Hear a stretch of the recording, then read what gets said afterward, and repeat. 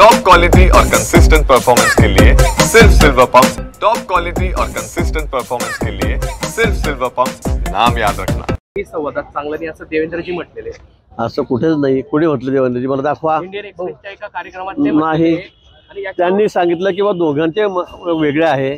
एक प्रशासनाच्या बाबतीत वेगळे आहेत, एक लोकांच्या बाबतीमध्ये एकाचे मत वेगळे आहेत आणि दोघांचे स्वभाव वेगवेगळे आहेत। पण ते दोघांनाही म्हणजे शासनाला उलट चांगलं आहे असं पद्धतीने ते बोललेले आहेत। वेगवेगळे म्हणजे ते काही एकमेकांपासून विरोधात आहे असं म्हटलेलं नाही। तरी दोघांचे स्वभाव कसे आहेत, तुम्हाला कोण सोपं जातं असं विचारल्यावर त्यांनी जे उत्तर दिलं ते अतिशय चांगलं आणि मार्मिक होतं। मला असं वाटतं की त्याचा चुकीचा अर्थ आपण काढू नका। अमोल मिटकरी म्हटले आहे 4 भिंतीच्या आत बोलायला पाहिजे होतं, अमोल मिटकरी म्हटले। मला वाटत नाही असं की बोलण्याची गरज आहे। जे आहे ते ओपन आहे। त्यांनी दोघांचंही कौतुक केलेलं आहे, पण दोघांच्या स्वभावातला फरक त्यांनी सांगितलेला आहे आणि आम्ही तिन्ही मिळून आम्ही काम व्यवस्थित करतोय। नाशिकचं पालकमंत्रीपद कधीपर्यंत चालू होणार? वाट बघू आपण आता। धनगर समाजाच्या निधी कुंभमेळा समोर आहे। धनगर समाजाच्या निधीची अडवणूक केली जाते असं गोपीचंद पडळकरांनी आरोप केलेला आहे। कुठे निधीची अडवणूक केली जात नाही। सगळ्या निधी आता आपण तोंडीला 681 कोटी रुपये त्या ठिकाणी दिलेले आहेत।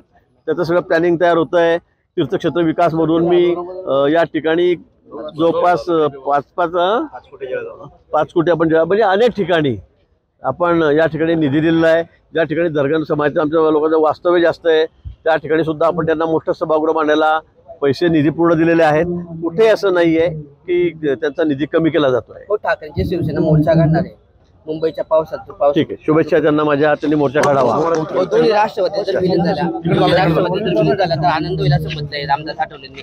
राष्ट्रवादी एक घड्याळावर पुढे जाऊ शकते असं म्हटलं। ठीक आहे, आठवले काय म्हटले मला माहित नाही, ते त्यांचं मत असू शकतं। देवेंद्र फडणवीस ने शरद पवार जी की काफी तारीफ की है, तो अच्छा है ना? क्या गाली देना चाहिए रोज? आपको क्या लगता है बस हमने एक दूसरे को गाली देनी चाहिए? बिल्कुल नहीं, लेकिन जो विरोधक होकर तारीफ करते हैं तो अच्छा है ना, इसलिए बहुत बड़ा कलेजा लगता है, बहुत बड़ा दिल लगता है। कि संजय राउत जैसा नहीं कि सुबह से लेके भू भू भू भू भू भू करते रहो। वो अगले टाइम में कुछ साथ में आने की कुछ चर्चा चल रही है। किसकी? इस कौतुक की वजह से। नहीं, मुझे कुछ पता नहीं। मैं इतना बड़ा कोई नेता नहीं हूँ कि उनके बारे में मुझे जानकारी होगी या मुझे कुछ बताएंगे। मैं एक छोटा कार्यकर्ता हूँ, मुझे इसके बारे में कोई जानकारी नहीं है। डीजे का ही नहीं है। भाऊ काय सांगणार आज अहिल्याबाई होळकर यांच्या त्रिशताब्दी पुण्यश्लोक अहिल्यादेवी होळकर यांच्या त्रिशताब्दी जयंतीच्या निमित्ताने जळगावमध्ये एक भव्यदिव्य असा कार्यक्रमाचं आयोजन केलेलं आहे।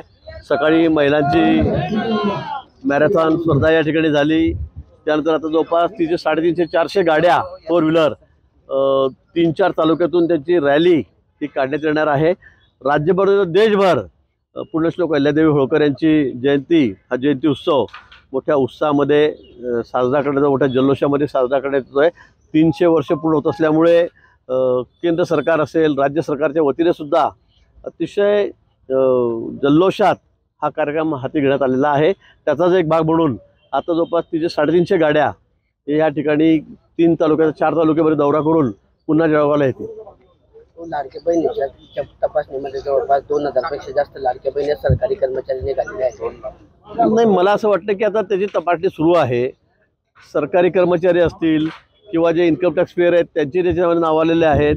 ज्यांना गरज नाही, पूर्ण पेपर नाहीत असे काही भगिनी असतील, मला वाटतं ज्यांनी चुकीच्या पद्धतीने या स्कीमचा फायदा घेतला असतील, मला वाटतं ते आता यापुढे त्यांना फायदा मिळणार नाही, त्यांना योजनेतून बाद करण्यात येईल। कोकाटेंनी एक वादग्रस्त वक्तव्य केलं आहे। त्यांनी म्हटलेले की जे पिकं कापून पडलेले त्या पिकांचे ढेकरांचे आम्ही पंचनामे करायचे का आता असं म्हटलंय कृषी मंत्री कोकाटे। नाही, मला वाटतं आता अनेक ठिकाणी मका कापून पडलेला आहे, अनेक ठिकाणी कांदा काढून शेतामध्ये पडलेला आहे, तो सडतोय, त्याचे पंचनामे करावे लागतील। आता ते काय बोलले, कोणत्या अँगलवरून बोलले याची मला कल्पना नाही, पण निश्चित शेतकऱ्याचं पीक जर कापून पडलेलं असेल तर त्यालाही आम्हाला त्याचा नुकसान भरपाई जी आहे, मुआवजा असेल तो द्यावा लागेल। या ठिकाणी संजय राऊत असं म्हटलेलं आहे की देवेंद्र फडणवीस यांनी शरद पवार यांचं कौतुक केलंय, त्यांनी दिल्लीची परवानगी घेतली असेल म्हणून त्यांनी कौतुक केलंय। तर संजय पवारला काय, त्याला काही दुसरं काही कामं नसते ना, काही बडबड करत राहतो माणूस। हो, हे म्हटले की आपलं खडसे म्हटले की अजितदादांकडून मला ऑफर होती, परत त्यांनी पुनरुच्चार केला। जाऊ द्या खडसेंना काय, त्यांना कोणी पक्षामध्ये घेत नाही, तिकडे तिकडे पळत फिरतायत, जाऊ दे।